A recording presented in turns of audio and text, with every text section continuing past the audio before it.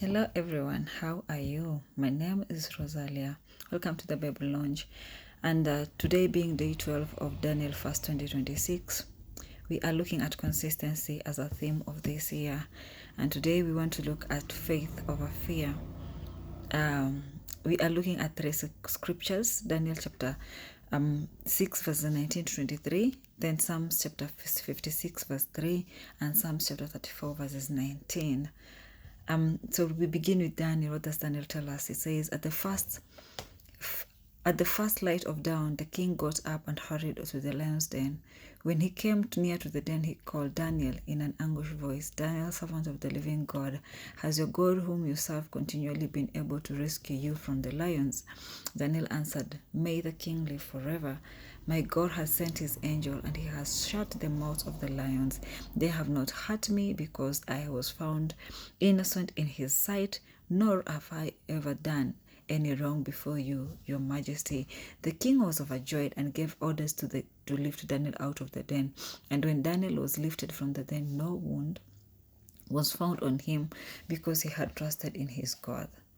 Psalms 56 verse 3 says, when I am afraid, I put my trust in you, O Lord. And Psalms 34 verse 19 says, the righteous person may have many troubles, but the Lord delivers him from them all. Praise the Lord. You are looking at deliverance, the deliverance that Daniel encountered at the lion's den.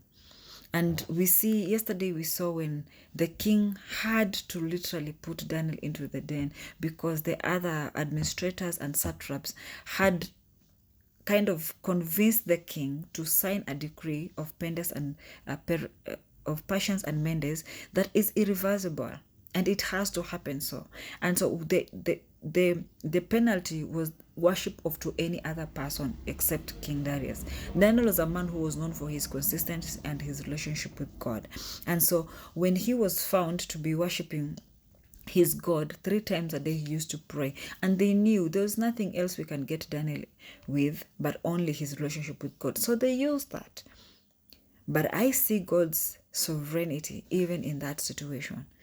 Daniel, yesterday we looked at when he was being put into the lion's den, he doesn't complain, he doesn't cry, he sits calmly, And then today, looking at Daniel being put into the lion's den, and now, because when we looked at him being put into the lion's den, the king could not sleep the whole night. He did not eat anything, he needed no entertainment for that night, and he could not sleep.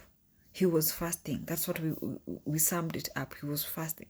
And so here we meet him again early in the morning. He's the first person to run to the lion's den, calling on Daniel. I see a man who had faith in King Darius, whereby he saw who Daniel was. Yes, he was punished under his authority, but still had faith. When Daniel was being thrown into the pit, he tells Daniel, may the God that you serve continually rescue you. That was his prayer.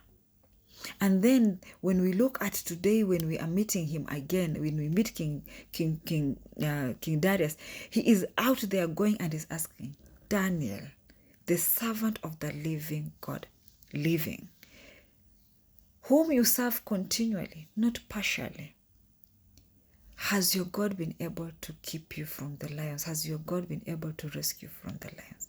This man had faith in God, because from his statement we see that he is admitting that this God you are serving, he is able to keep you from being harmed by the lions. And he comes in the morning with an expectation that Daniel answers. If it was a man who lost hope, he wouldn't be at the lion's den. If he was like, oh, Daniel is done, my good friend is done, he's gone, what can I say? But he's a man who has hope that the God Daniel is serving will rescue him. Perhaps it is through the testimonies he has seen through Daniel, him serving God. And so when Daniel answers, he mentions that I was found innocent before the eyes of whom? The Lord first. That is why Daniel, he didn't even ask for pardon from King Darius, didn't beg anyone. He was not sorry for worshiping his God. And so we should not be sorry when we're worshiping our God, if we know where he brought us from and what he's able to do for us. It doesn't end there. And when he says, like, I was not just found innocent before the eyes of the Lord, and I was also found innocent before the eyes of the king. And otherwise, why would the king be there? And this reminds me of when Shadrach, Meshach, and Abednego were thrown into the pit of fire. We were told those who threw them in were harmed, like they died because of the flame. It was 7 times. And the Shadrach, Meshach, and Abednego were not harmed. In fact, they saw a fourth person in the fire. And so we see the same. Daniel is in the den, and he says the angel of the Lord came, visited him that night, stayed with him, shut the mouth of the lions. And then when they bring him out, not even a scratch is found on Daniel. We serve a faithful God. We serve a faithful Messiah. I was just thinking through everything, because looking at Daniel and everything that he has gone through until now, sometimes we have our own lions then. We have our own administrators around us who are trying to pin us down. The enemy is using all kinds of people, But when we remain steadfast in the presence of God, we're told no harm can come to us. And the good thing is that when we get to Psalms, we're being told, when I am afraid, I put my trust in whom? In the Lord our God. Why? Because, yes, we do get afraid. Daniel was afraid, perhaps it's not written, but his trust was much greater. He had faith which was much greater than fear. And that is what we need to emulate today. Let us have faith that is greater than the fear of men, fear of anything that is surrounding us. Let us have faith to keep up looking on who created us, Yahuwah, God with us, And so looking at Psalms 34:19 says, the righteous person may have many troubles, but the Lord delivers him from them all. And I was reminded of a song by the Martins. It's called The Promise. And they say that God never promised that you'll not have troubles in this earth. You will definitely have troubles. But what he did say, when you go through those troubles, I will be with you. Daniel's story is a testimony of that. When he went through a troubled situation, God was in the midst with him. The troubled situation that actually almost costed him his life, God was in the midst. Are we looking up to God? Are we looking up to man? Those are questions we need to ask ourselves. And I can tell you, people can give you different comments, but let your faith, let your trust remain in the one who created you. I have always quoted when I'm teaching teens, I've always quoted the dream that is put in you. You are the only one who can be able to visualize it and live it out. All the other persons are spectators and analysts.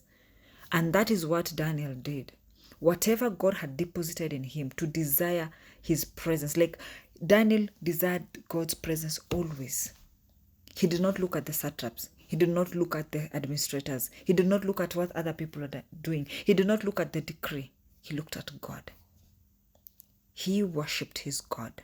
Even when it costed him his life, he still submitted.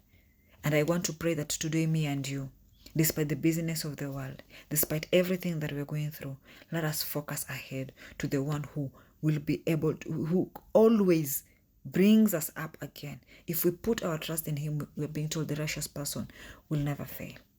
David said, I was once young and now I'm old. I've never seen the righteous being forsaken. Have you seen the righteous being forsaken? It doesn't mean they don't encounter troubles. Oh no, they do encounter troubles. But God is with them in all situations. Shalom. Have a wonderful evening. Bye-bye.